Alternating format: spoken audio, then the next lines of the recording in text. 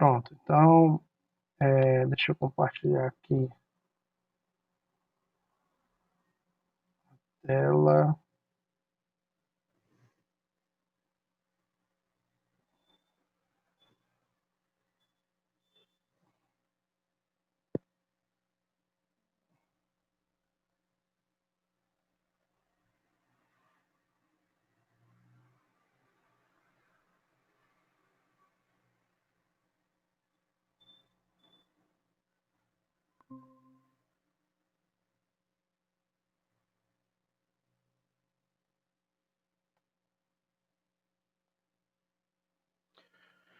Pronto, na última aula nós falamos sobre o histórico das políticas ambientais, né? Desde a década de 1960 até aí a última conferência do Meio Ambiente e Desenvolvimento da ONU, que ocorreu em 2012 aqui no Brasil, que é chamada Rio+20. Hoje nós vamos tentar entender um pouquinho como é que se dá essa relação entre homem e natureza, certo?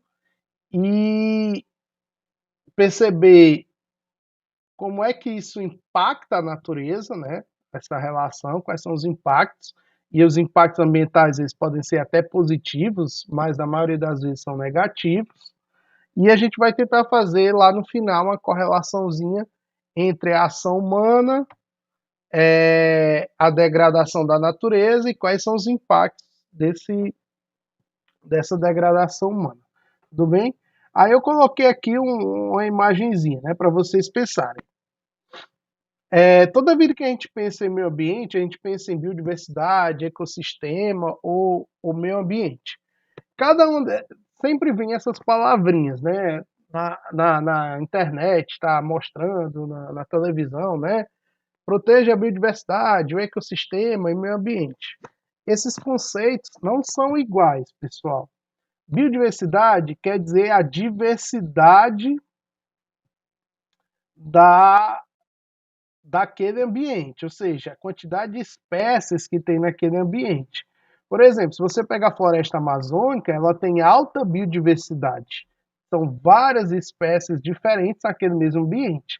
Se eu pego, por exemplo, uma floresta como as araucárias, lá no sul do Brasil, você vai perceber que ela é pouco biodiversa.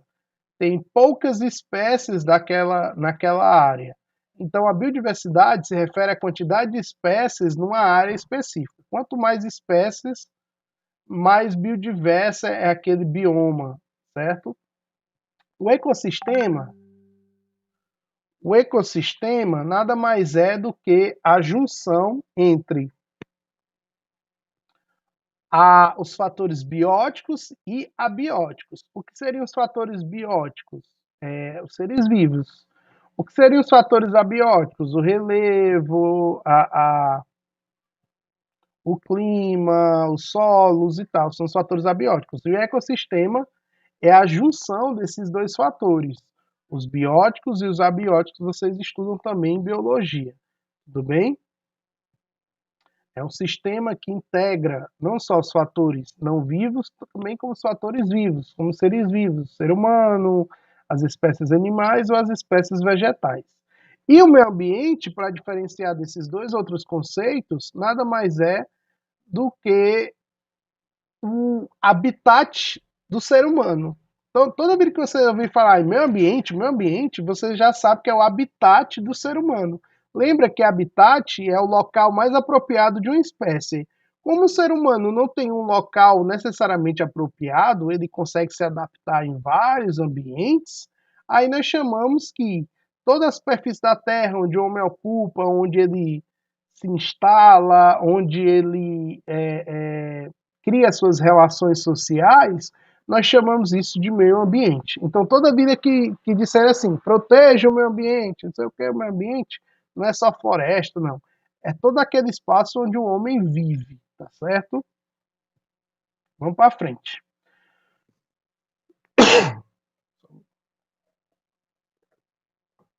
Quando nós falamos em homem, né, não é só o homem, gênero masculino. Quando a gente fala em homem, nós estamos falando na sociedade, certo? E aí vem duas relações, dois efeitos provocados por essa sociedade. Uma, a de perda, destruição ou extinção. Extinção das espécies, perda da biodiversidade, destruição de florestas. E a outra, um sentido de preservar e conservar. Pessoal, anota aí. Preservar e conservar não é a mesma coisa. Vocês sabem me dizer qual é a diferença? Preserve a natureza, conserve a natureza. Qual é a diferença?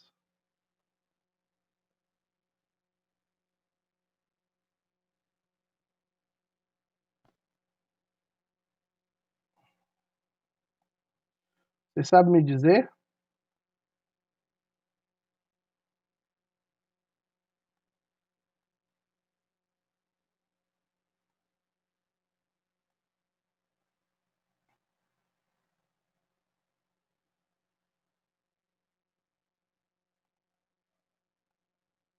Vamos lá, tentar entender, né? Preservar a natureza.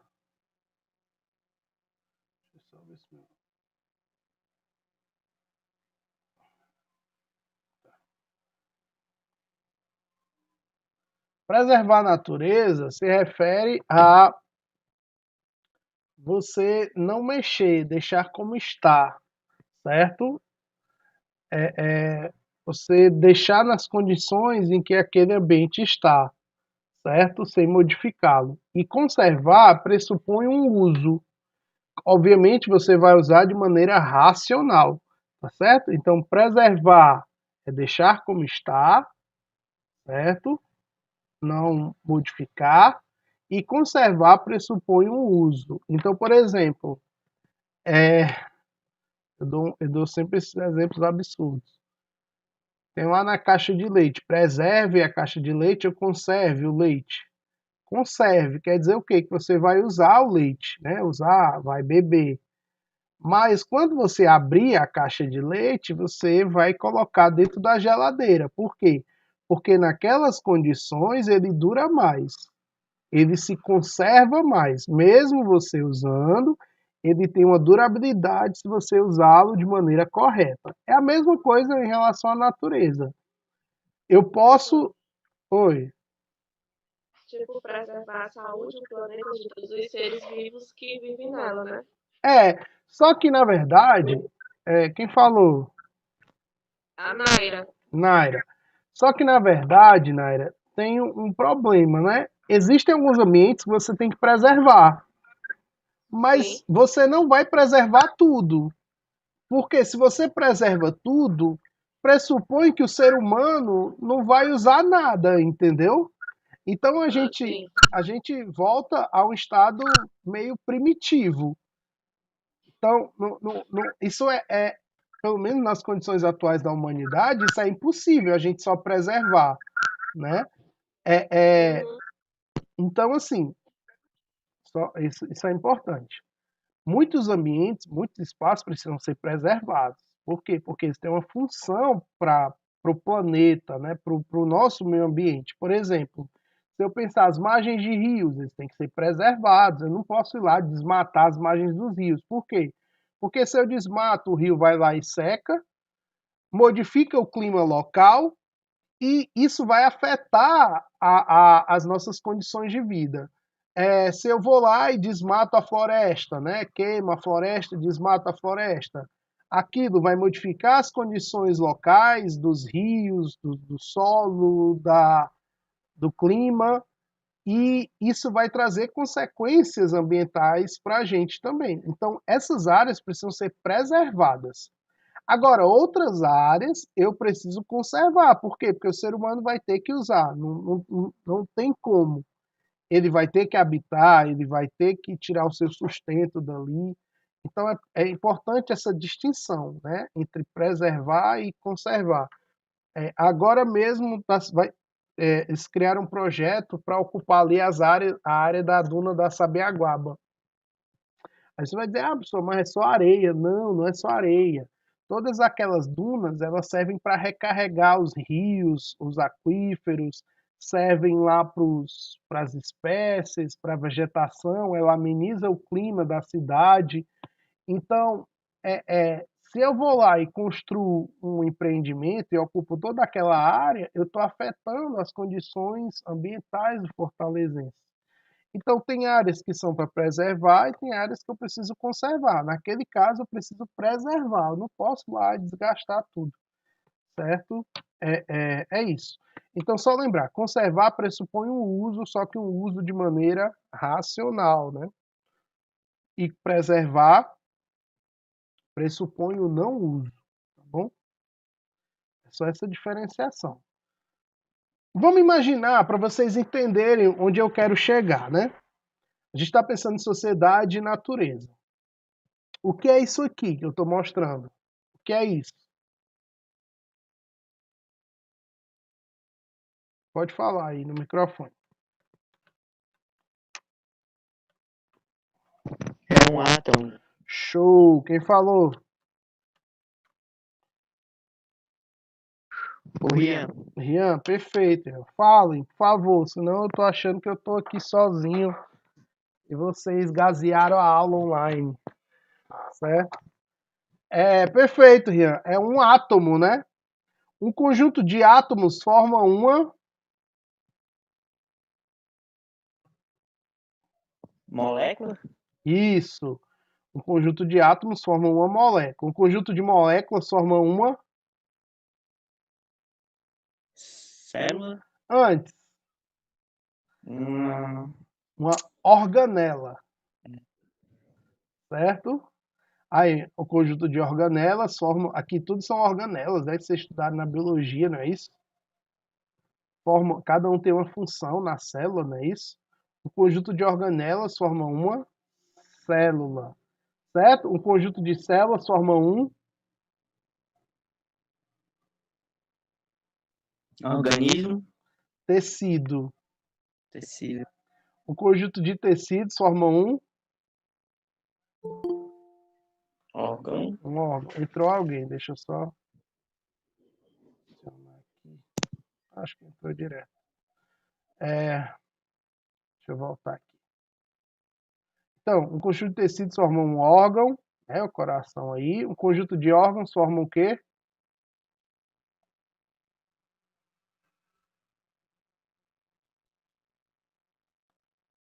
Um conjunto de órgãos forma um sistema. E um conjunto de sistemas forma um organismo, certo? Então aqui é o organismo. E um conjunto de organismos forma uma população. Um conjunto de organismos da mesma. Exatamente. Um conjunto de organismos da mesma espécie, beleza? E um conjunto de populações forma o quê?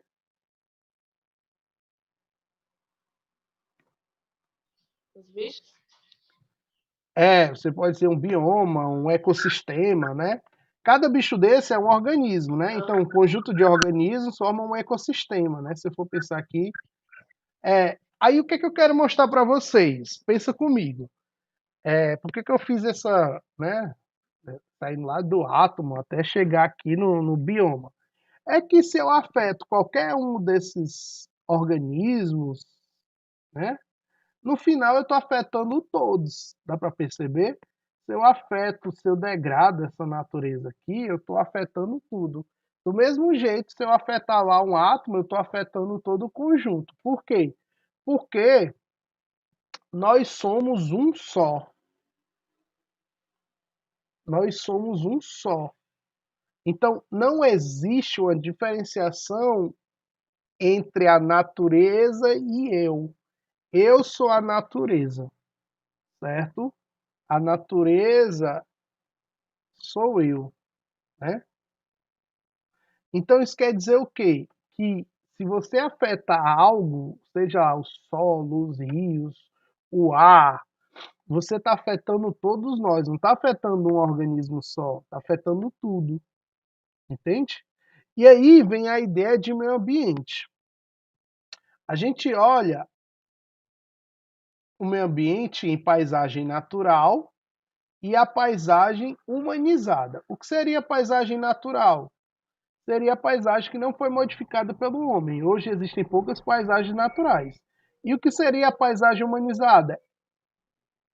Uma cidade de Fortaleza, uma paisagem humanizada. É toda a área, né, todo lugar que já foi modificado pelo homem. Beleza? E aí vem a ideia de como o homem se apropria dessa paisagem, como ele se apropria da natureza.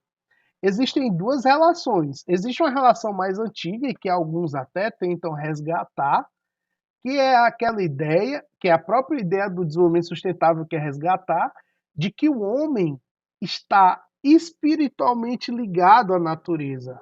A natureza é o homem, a natureza sou eu, que é a ideia de natureza internalizada, certo? É uma ideia de natureza internalizada. Tranquilo? Então hoje, por exemplo, você imagina que as sociedades tribais, eles cultuavam deuses, e esses deuses, eles estavam diretamente relacionados à natureza. Era o deus da chuva, era o deus do vento, era o deus do vulcão, certo? Então esses deuses, eles tinham emoções que acabavam sendo eventos da natureza para aquelas sociedades tribais. É porque chovia demais, ou porque fazia seca. Então, tudo aquilo exaltava as emoções dos deuses. Então, existia uma ideia de que a natureza era um deus, né? De que a natureza estava internalizada ao ser humano, ele estava ligado ao ser humano, certo? No entanto, à medida que a humanidade avançou, principalmente com a Revolução Industrial, criou-se a ideia de que a natureza está separada do ser humano. Ela é vista como um bem material, ela é vista como um recurso natural. E aqui é que está o problema, quando eu olho para a natureza como um recurso natural, certo? O problema está aqui. Por quê? Porque aqui eu vou degradar a natureza da minha maneira, a meu bel prazer, como se isso não me afetasse, sem limites. Então, esse é o problema. E aí, é como eu falei para vocês, a natureza como um recurso, a natureza mercantilizada. O que é a natureza mercantilizada? É a natureza que é vendida. Hoje as pessoas vendem a natureza. Vem aqui para um local verde, porque aqui você vai ter melhor qualidade de vida. Então a natureza é vendida, ela é expropriada, ela é degradada. E essa visão está errada, como se a natureza fosse ilimitada. E lá na década de 60 a gente falava disso, né? A natureza não é ilimitada, a natureza tem um limite. E qual é o limite da natureza? É o limite em que ela não pode mais se recompor, que ela se degrada a tal ponto que ela não se regenera. E aí é que está o problema, porque se ela se degrada a ponto que ela não se regenera, isso vai afetar quem? Nós. Nos afeta diretamente, certo? Por quê? Porque nós não estamos separados da natureza. Então essa visão de que a natureza está lá como para nos servir, a mãe natureza, é uma visão errada. A natureza não está lá para nos servir. Nós precisamos dela, assim como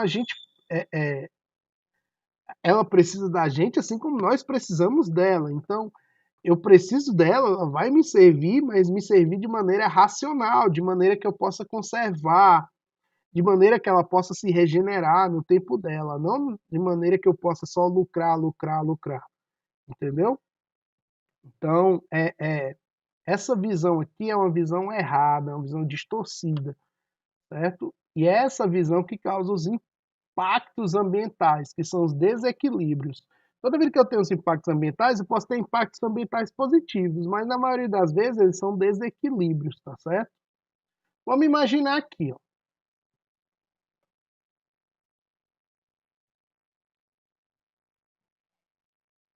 Deixa eu ver aqui uma coisa, tem alguma pergunta. Tá dando para entender, né, pessoal? Vamos imaginar aqui, é, quando você desmata uma área, queima uma área, ou usa muito agrotóxico nessa área, enfim, né? Quais são? Ó, isso aqui é ação. Sabe aquela ideia de ação e reação, né? É mais ou menos isso que eu vou fazer com vocês agora. Pensem na ação e pensem na reação, beleza? Qual é a ação humana? Desmatamento, queimadas, uso intensivo do solo, né? Eu não sei se vocês viram agora, mais de 300 mil hectares do Pantanal foi queimado, né? E aquilo ali, tendência é que sejam queimadas criminosas, certo?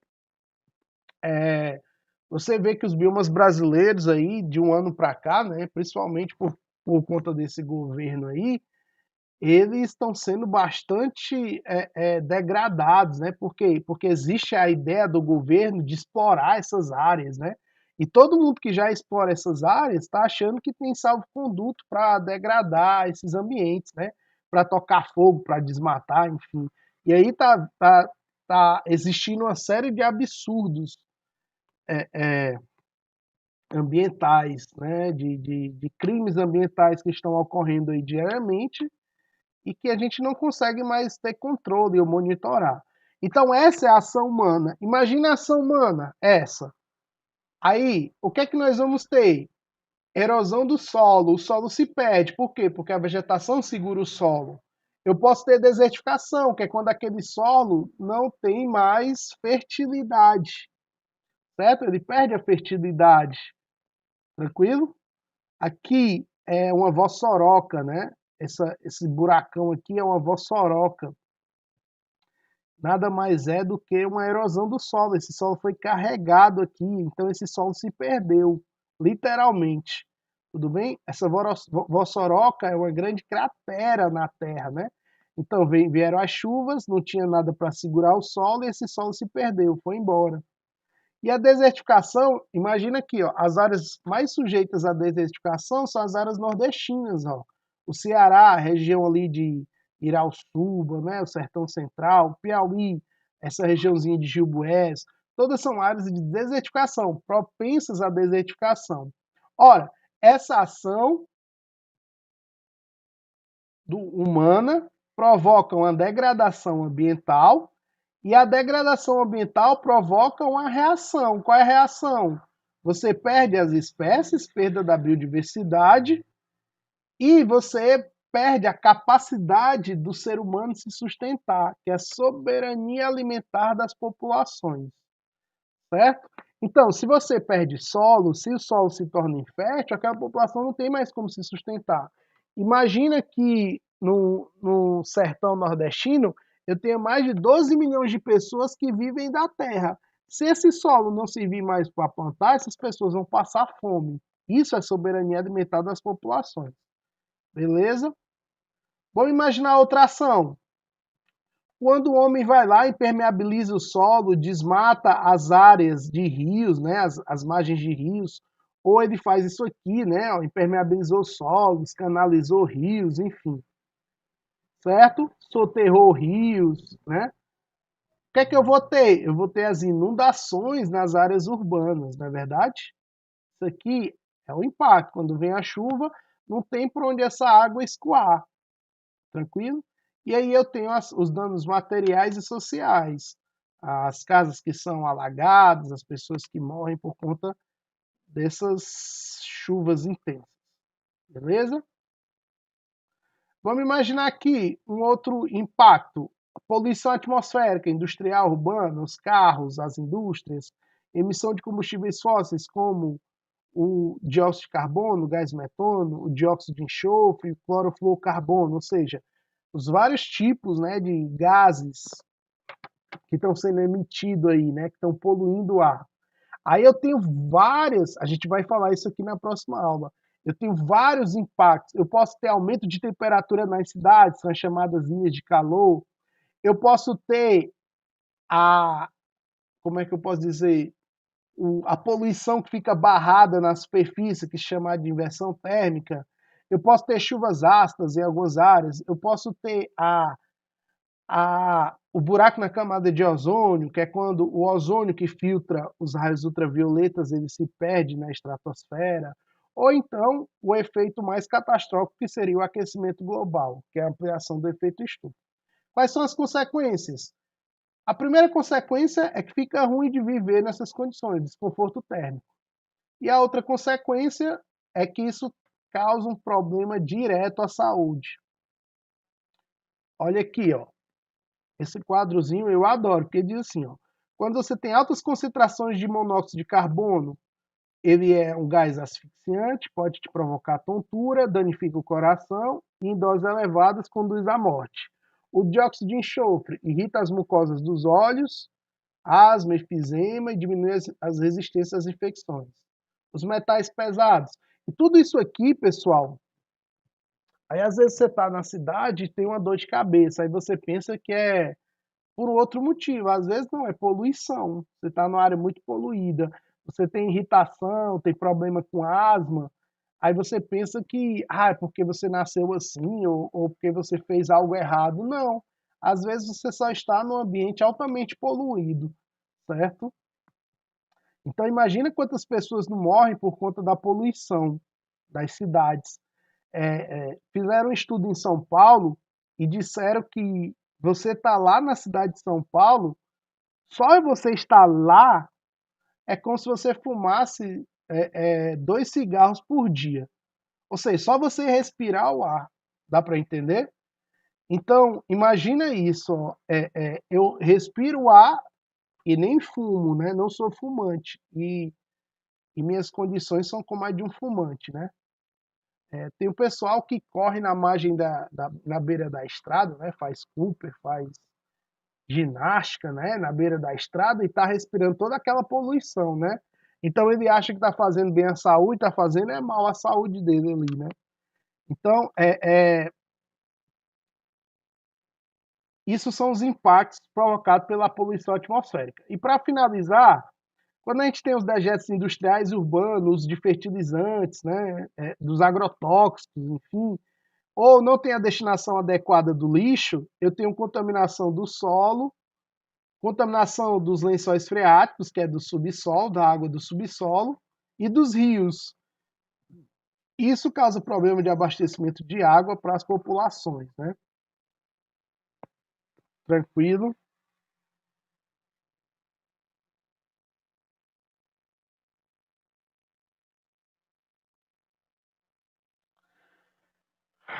Então é isso, pessoal. Hoje eu dei um panorama geral de como o ser humano, né, de como a natureza está diretamente ligada à humanidade. Né? Existe uma frase, né, do de um cacique da tribo de Seattle, nos Estados Unidos, né, que na verdade não é uma frase, ele fez um discurso quando houve aquela ocupação dos americanos na faixa oeste do país. Então ele dizia o quê? Que o ser humano acaba com tudo, né? Tudo em nome do dinheiro. Só que aí um dia ele vai ver que com dinheiro pode se comprar tudo. Só que você não compra saúde, certo? Você não come o dinheiro, né? O dinheiro não te traz saúde, ele não compra saúde, tudo bem? Então, é para vocês entenderem um pouquinho dessa.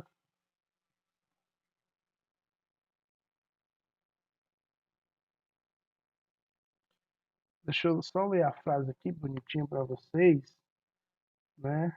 Que aí fica melhor. Ele diz assim, né? Quando a última árvore, quando a última árvore estiver cortada, quando o último rio estiver poluído, quando o último peixe for pescado, vocês vão entender que o dinheiro não se come, certo? Tudo bem? Então é basicamente essa filosofia hoje, quando a gente trabalha a questão ambiental. Você não come dinheiro, né? Então você imagina os impactos ambientais e sociais que, que, que nós tivemos por conta da mineração ali em Minas Gerais, né? Ali na região de Brumadinho e Mariana. Então, poluiu-se os rios, poluiu o solo, matou centenas de pessoas por conta de uma atividade econômica que nem beneficiava diretamente a população, certo? É, é, é, isso é um exemplo só, um exemplo, tá certo? Então, assim, é, é, e aí no final a gente começou a ver como é que dá essa ação e reação, como é que se dão esses desequilíbrios.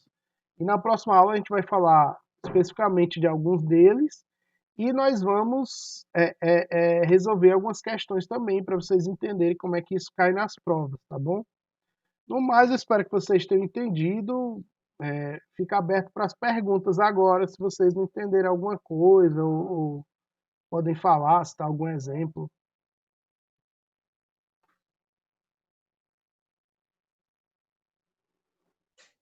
E aí, Francisco? Pode falar. Fugindo um pouquinho aqui do tema da aula. A nota de geografia tá sem nota lançada lá por quê? Tá bom. Eu ia falar isso aí no final, né? Assim, pessoal, eu, como eu recebi atividades em todos os cantos, né? Por e-mail, por WhatsApp e tal, e eu estou resgatando tudo isso, certo? Além das notas das provas que a gente recebeu agora, né? Em agosto. Então, o que é que eu estou fazendo? Eu não fechei a nota. Eu fechei a nota do primeiro, mas eu não postei. E estou fechando as notas do segundo. E quando eu fechar as duas, né? Quando eu fechar essa do segundo, eu vou postar para vocês. E também vou postar uma atividade de recuperação paralela também. Tá certo? Provavelmente eu vou estar terminando essa semana as notas e a atividade de recuperação vocês vão ter até a próxima semana para fazer, quem precisar de nota, claro, né? É isso.